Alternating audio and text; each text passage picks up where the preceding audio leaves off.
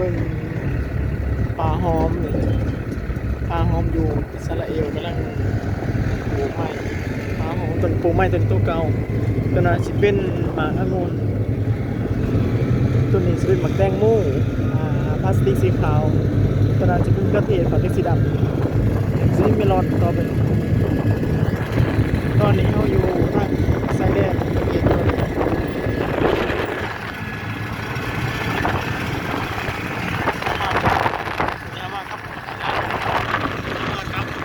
นั่งสองคนแล้วเวียนขี่รถเลาะ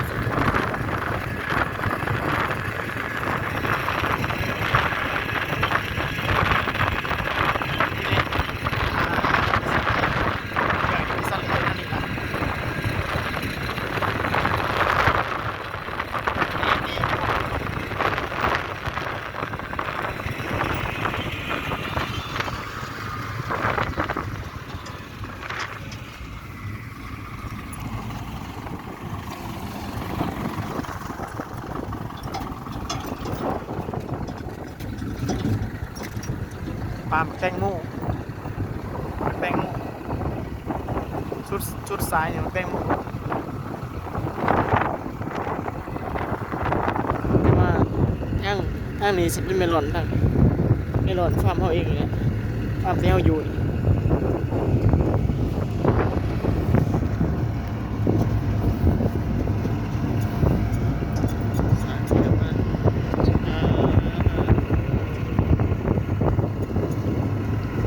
หอย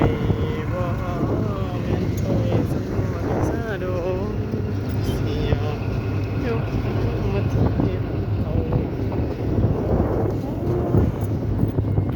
แล้วน้ำวนอ่อนเลยอากาศ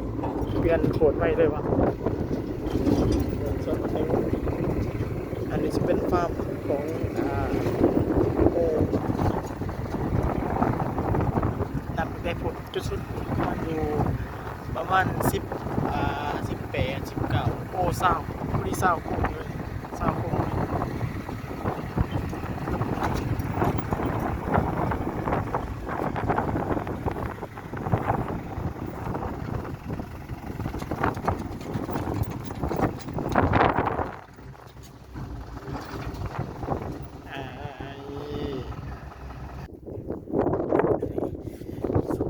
สุกินี13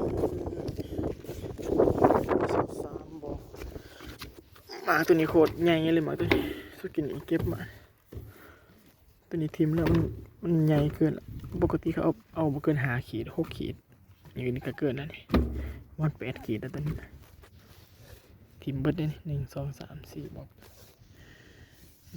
4บอกนี่พี่น้องเอ้ย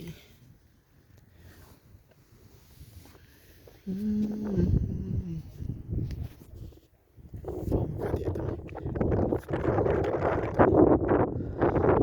เก็บมานี่ปลาหมึกเพชร